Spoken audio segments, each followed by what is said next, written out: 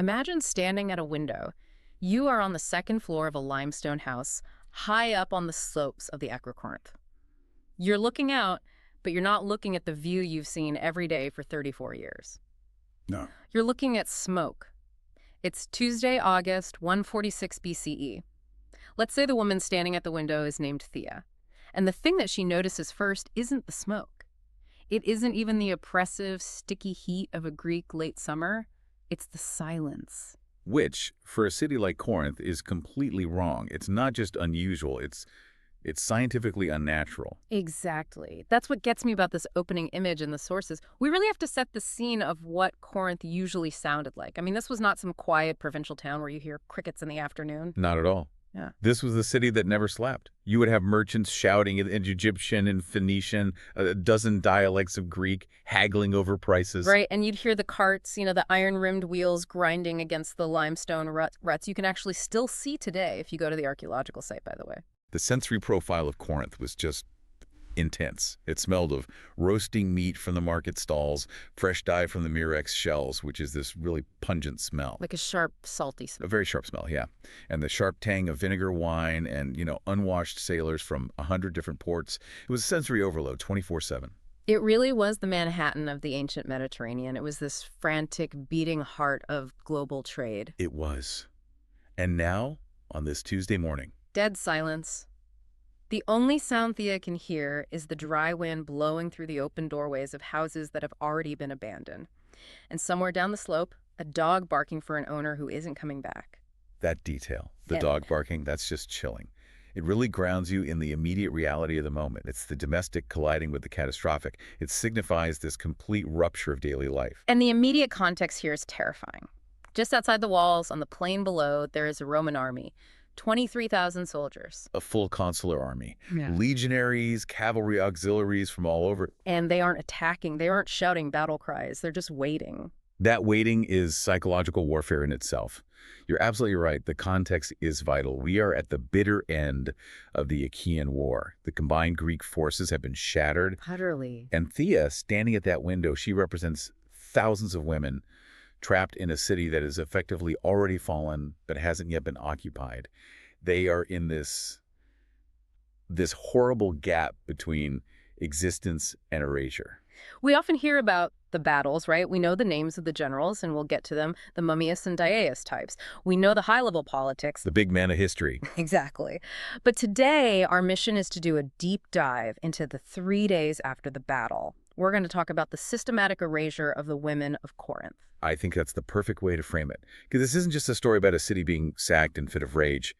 If we look closely at the sources, it's a case study in how an empire systematically dismantles a society. We're going to look at the transition from being a citizen with rights, with status, with history, to becoming inventory. Inventory. That is such a heavy word, but as we go through the sources, you realize it's the only word that fits. So let's unpack what was actually lost here. Before the silence, what was Corinth? Why was it so important? Why does its fall matter so much? To understand the loss, you have to understand the height from which they fell. And Corinth was defined by one thing above all else: geography. It controlled the isthmus, that narrow strip of land connecting the Peloponnese to mainland Greece. The city of two seas. Precisely. To the west, you have the Corinthian Gulf, which is your gateway to Italy, Sicily, the entire western Mediterranean. To the east, the Saronic Gulf, leading to Athens, the Aegean, Egypt, Asia Minor. So if you were a merchant in, say, 150 BCE, you had two choices. You could sail all the way around the stormy southern tip of the Peloponnese Cape Malea. And let's be clear, sailing around Cape Malea wasn't a leisure cruise. No, it was notorious. There was that ancient saying, right? Round Cape Malea and forget your home. It was dangerous, it was slow, and it was expensive because of insurance rates and the risk to your cargo. So option 2 was to go through Corinth. And the Corinthians capitalized on this big time. They built something called the Diolkos. I love this detail because it feels so surprisingly modern in its engineering. It really does. It's essentially a stone-caved railway, isn't it? It's exactly that. It was a paved trackway 6 kilometers long with these distinct grooves carved into the stone for wheels. They had massive wheeled cradles. And they would just lift an entire ship. Well, they'd offload the cargo to lighten it, but yes. They would lift the entire vessel out of the water onto this cradle and then Teams of oxen and men would literally drag it overland from one sea to the other. It's the ancient equivalent of owning the Panama Canal. It really is. And just like the Panama Canal, they charged for every single transaction. Every ship, every cargo load, every passenger, every single amphora of wine that crossed that isthmus. The revenue stream was constant and immense. And what kind of city does that create? We know the population was around 90,000 people, which is massive for the ancient world. It's huge. And that kind of money, that kind of constant international traffic, it changes a culture. It Right. creates a very specific type of society, especially for the women. Right, because in a lot of other Greek cities, like, say, Athens, we have this traditional image of women being very secluded, Yeah. right? They're confined to the gynecium, the women's quarters, not really part of public or economic life. Very much so. But the sources suggest Corinth was different. And why was that? The wealth demanded it. I Um, mean, when you have a household that functions as a commercial operation managing warehouses in your own home, tracking debts, dealing with inventory that's worth a fortune, the wife can't just be sitting around weaving. She has to be a manager. She has to be literate and numerate. So our woman at the window, Thea, she's not just a passive observer in this economy. She's likely the wife of a councilman or a wealthy merchant. She managed a household that included slaves, commercial goods, maybe even negotiated with ship captains when her husband was away on a voyage. Absolutely. The sources talk about Corinthian women managing inventories of trade goods that passed through their homes. They supervised the domestic slaves who handled the goods. And the elite women, the wives of the councilmen, they had a very public presence. How so? They would wear heavy gold to the Isthmian Games, which were a huge deal, second only to the Olympics. They had reserved seats. Their wealth was their identity. They weren't hidden away. Their finery was a display of their family's status and the city's power. There's another group of women we need to talk about, though, because they play a huge role in the city's identity. The women of the Temple of Aphrodite. Ah, yes. The Hieroduli, the sacred servants. The Temple of Aphrodite sat right on top of the Acrocorinth, that massive rock rising, 550 meters above the city. It's an incredible landmark. You can see it for miles. And in its prime, Uh, the geographer Strabo claims it housed 1,000 sacred servants. Now, that number is probably an exaggeration from an earlier, more prosperous time, but even a fraction of that is significant. And we have a representative figure from the sources named Myrtis. Let's picture her. She's maybe 26 years old. She's been dedicated to the temple since she was a girl. Right. And it's crucial to understand her position. We often view this through a modern moralizing lens, perhaps equating it simply to prostitution. But in Corinth, this was a civic institution. It was more complex than that. Much more. She is technically a sacred slave. She belongs to the goddess, to the temple. But within that context, she has community. She has status. She's skilled in playing the kithara, the lyre, and she knows the Homeric hymns by heart. She performs rituals that the city believes are essential for its prosperity and survival. So she's not free in our modern sense of the word, but she has a place. She has an identity that is tied to the city's most famous goddess. She isn't an outcast. She's central to the city's self-image. Exactly. When the Persians invaded Greece 3 centuries earlier, the story goes that it was the women of Corinth who gathered at that temple to pray for salvation. And when the Greeks won, they were credited for it. Their piety, their prayers mattered. So for both Thea, the merchant's wife, and Myrtis, the temple servant, their identity is completely inseparable from the city. Completely. When Corinth falls, it's not just that their houses burn or their temple is desecrated. The entire framework of their existence vanishes. The religious, the economic, the social, it all just evaporates. That's the terror of it. Without the city, who are they? They don't just lose their homes, they lose the entire context that makes them human beings in the eyes of their world. They become unmoored. So how did we get here? How does a city this rich, this pivotal, this seemingly untouchable end up with a Roman army sitting outside the walls just waiting? We need to look at the slide toward catastrophe, because when you read the sources, it feels like a car crash you can see coming in slow motion. It's a classic tragedy of political overreach, miscalculation, and just, bad blood. The political context is the long-simmering conflict between the Achaean League, a federation of Greek city-states, and the rising power of Rome. And this wasn't a sudden thing. This had been brewing for decades. Decades. The real turning point goes back to 167 BCE. After the Third Macedonian War, Rome took 1,000 prominent Achaean citizens as hostages to Italy. 1,000 leading citizens. Just scooped them up and deported them. One of them was the historian Polybius, who we'll mention a lot because he was an eyewitness to much of this era. They were held for 17 years without any trial. 17 years. That's a generation. That's an entire childhood. Imagine being taken from your home at 20 and not returning until you're 37. And when the few hundred survivors were finally allowed to return, they were radicalized. They were furious. They wanted to break free from this suffocating Roman influence. They taught their children to hate Rome. So the leadership of the Achaean League in 146 BCE is essentially the generation of anger. It is. They grew up on stories of Roman injustice. And the spark finally comes in 147 BCE. A Roman commission, led by a senator named Orestes, arrives in Corinth. And they don't come to negotiate. They come to deliver an ultimatum. Oh, what was it? They demanded the dismemberment of the League. They wanted the most powerful cities, Sparta, Argos, and Corinth itself, to leave the Federation. It was a death sentence for the League as a political power. Rome was essentially saying, dissolve your union or else. And the reaction in Corinth? Well, it wasn't exactly diplomatic. No, it was visceral. Riots ensued. They dragged Spartans, who were seen as Roman sympathizers at this point, out of the protection of the Roman envoys. And the sources say the Roman commissioners themselves were pelted with refuse. They threw garbage at Roman ambassadors. That is a bold move. It's suicidal. You just don't do that. You don't throw garbage at the representatives of the power that just crushed Carthage and Macedon into dust. Orestes fled back to Rome, told the Senate that Roman lives were endangered, their dignity assaulted, and that was it.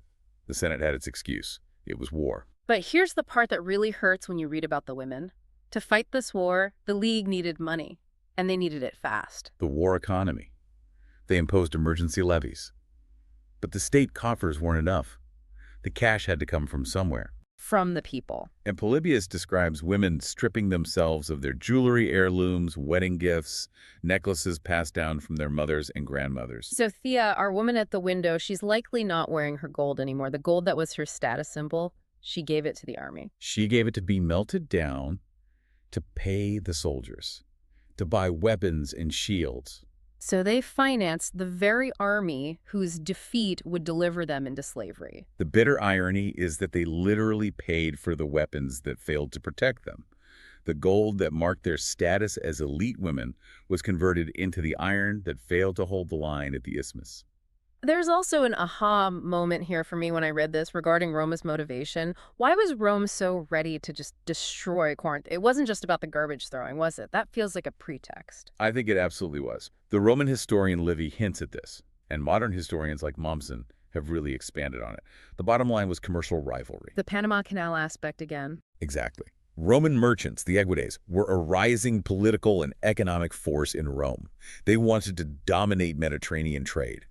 And Corinth was their biggest competitor. It controlled the main intersection? It was the gatekeeper. If you wipe out Corinth, who controls those trade routes? Roman merchants. Who benefits? The Roman treasury. This was a trade dispute escalated to total annihilation. The insult to the ambassadors was just the casus belli, the convenient excuse. The real reason was money. So the war starts. It's a short, brutal campaign. And we get to the final battle. We're right there at the isthmus. We have the Achaean general, Dyaeus, versus the Roman general, Lucius Mummius. And it is a mismatch of epic proportions. Mummius has a veteran force, 23,000 disciplined heavy infantry and 3,500 cavalry. These are professional killers who have been fighting across the Mediterranean for years. And what does Dyaeus have? He has a ragtag force. He's drafted freed slaves, untrained citizens. He has about 14,000 infantry and maybe 600 cavalry. The will to fight was there, but the training and equipment were not. And the battle is short. Very short. The Achaean cavalry was outnumbered almost 6-1.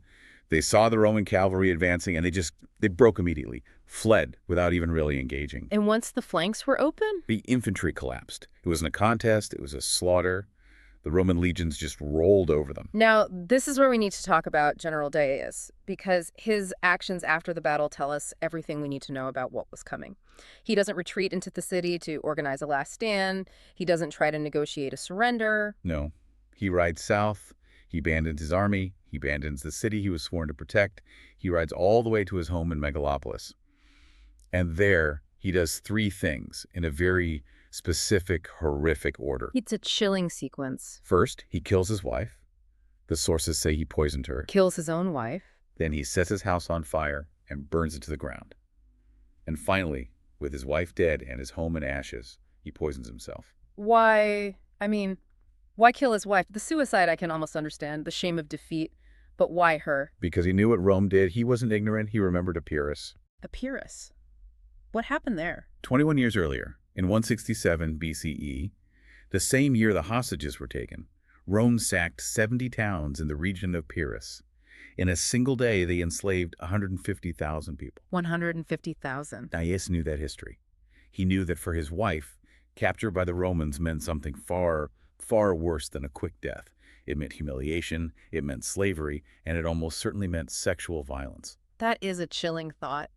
The cold, brutal logic that death was the only protection a husband could offer his wife against Rome. It really sets the stakes for Thea and everyone else left behind in the city. It does. Dias opted out. He removed himself and his family from the equation. But Thea, she's still there. Myrtis is still there. They don't have that luxury, if we can even call it that. They're left to face what Dias was too afraid to even see. So the battle is lost. The Achaean general is dead by his own hand. The army is scattered. And now we enter those 3 days of limbo. This is the part of the story that just fascinates me. Mummius wins this crushing victory, but he doesn't march straight in. Why? He's cautious. Probably too cautious. He can't believe the victory was that easy. He's a typical Roman general. He suspects a trap. There must be an ambush waiting in the narrow streets of Corinth. And the silence we talked about at the beginning? It spooked him. A city this large, this important, shouldn't be silent after a defeat. It should be chaos. The silence felt unnatural, so he waits. He holds his legions back. And inside the walls, what is that like? It's a city without men. The generals have fled. The soldiers are either dead on the battlefield or they're hiding in the countryside. It becomes a city of women, children, and the elderly. And contrary to what you might expect, a descent into total chaos, the sources don't describe that. They describe a kind of organized survival. Right. The women effectively become the last line of order. They had to. Yeah. Those informal networks we talked about earlier, the market connections, the temple bonds, the neighborhood friendships, those suddenly became the only government left. The sources mention them sharing food, gathering what provisions were left, caring for the few wounded soldiers who managed to drag themselves back to the city. Imagine that for a second. You're Thea. Your husband is gone, probably dead. You're hiding your young daughters in the cellar. But you're also part of this bucket brigade of survival, trying to keep things functioning while an army of 23,000 soldiers is camped just outside your walls watching you. It's a surreal existence. You are cooking a meal, bandaging a wound, hushing a frightened child, all while looking at the smoke from the campfires of the army that is going to end your world. And you know it's coming, there's no doubt. And people did try to escape, right? They didn't all just wait. They did. Small groups tried to slip out the southern gates at night, trying to make for the hills. But the Roman patrols were everywhere. They had the city completely sealed. And even if the Romans didn't catch you, the countryside was filled with bandits and deserters. It was just as dangerous outside as inside. Most were caught and brought back. So you have this prolonged psychological terror. For 72 hours, watching those campfires every night, knowing there is no negotiation coming, no one is coming to save you. Your gods are silent. It's the definition of helplessness. You are just waiting for the inevitable. You are watching the hourglass run out, grain by grain. And you could see the man who's about to turn it over for the last time. And then, on the third day, the inevitable walks through the gates. Mummius is finally convinced it's not a trap, and he enters. And this is where we have to debunk the movie version of a sack. We tend to imagine this wild, uncontrolled frenzy, barbarians storming the gates with torches and bloodlust. But this was Rome. It was a system. It was a procedure. Mummius enters. The city is mostly empty of soldiers, just as his scouts reported. The first order of business is the kill order. What was that? Standard Roman military practice. Any men of military age who were found remaining in the city were executed on the spot. No questions asked. Just executed. It was routine. Eliminate any potential for future resistance. But then comes the processing of the rest of the population. And the person who takes charge here isn't a centurion with a sword. It's the quaestor. The financial officer. The accountant. Exactly.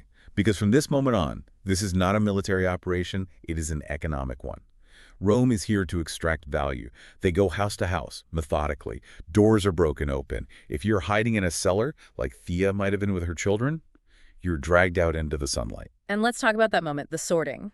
Thea is there with her 2 daughters. Let's say they're aged 12 and 9. What happens to them right there in the street?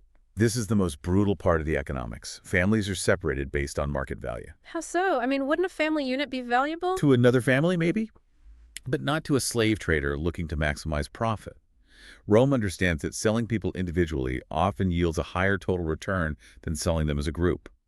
A lot of three people might go for a discount to a single buyer, but sold separately. You maximize the profit on each unit? Precisely. So Thea, the 34-year-old educated manager of a household, is one product. Right. She's literate. She can manage slaves and accounts. She speaks Greek fluently. She's high value. A premium item. Then you have the 12-year-old daughter. And what's her value? She's approaching adulthood. She has skilled domestic potential. She could be trained as a weaver, a cook, a handmaiden. She's an investment for a wealthy household. And the 9-year-old. A blank slate. A child that can be molded into whatever the buyer needs. She can be raised in a Roman household, taught Latin, completely stripped of her Greek identity. Her value is in her malleability. So the moment those soldiers enter the room, the family unit is legally dissolved. It ceases to exist. Yeah. They are no longer mother and daughters in the eyes of Roman law. They are Lot A, Lot B, and Lot C. Their only relationship is the price they can fetch. That is just devastating. And it leads us directly into the economics of this erasure. How did they actually sell tens of thousands of people? What was the mechanism? It starts with the vendio supposta, which literally means sail under the spear. They literally planted a spear in the ground. Yes. The spear was a symbol of war booty. So planting a spear in the ground signified that everything sold there was the property of the Roman state, seized in war. This happens right there at the army camp outside the city. These are the initial wholesale auctions. Wholesale, like you're bulk buying human beings. Exactly.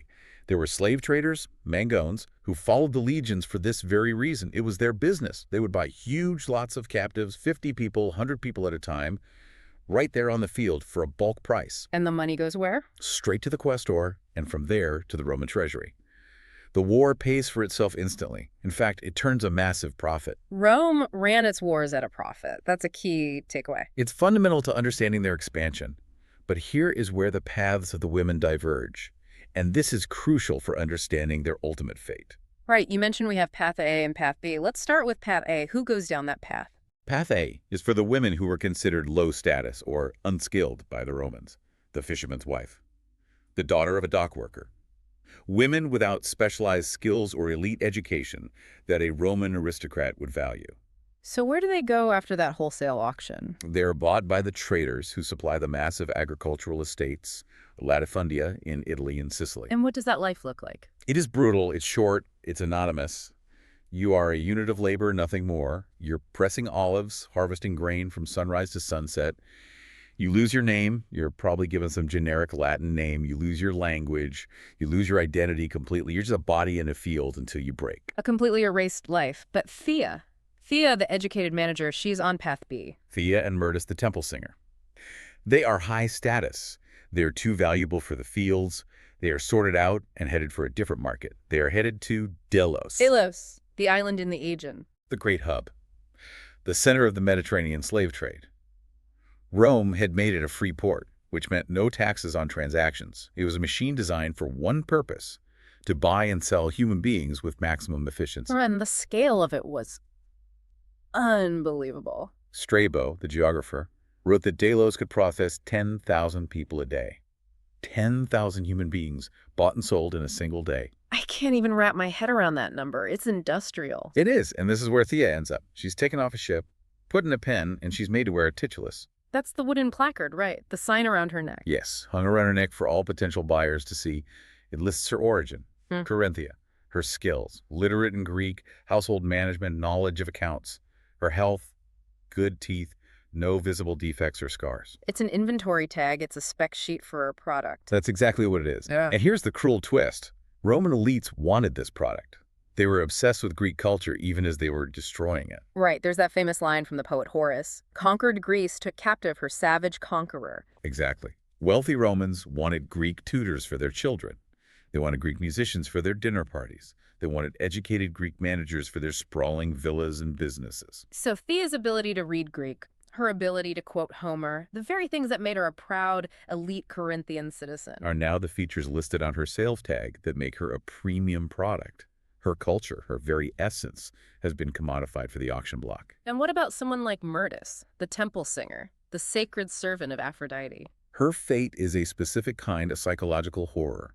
Myrtis, with her knowledge of sacred hymns and rituals, would be an incredibly valuable purchase for a wealthy Roman matron who wanted to have a private shrine to Venus in her home. Venus being the Roman equivalent of Aphrodite. The very same. So you can imagine this scenario.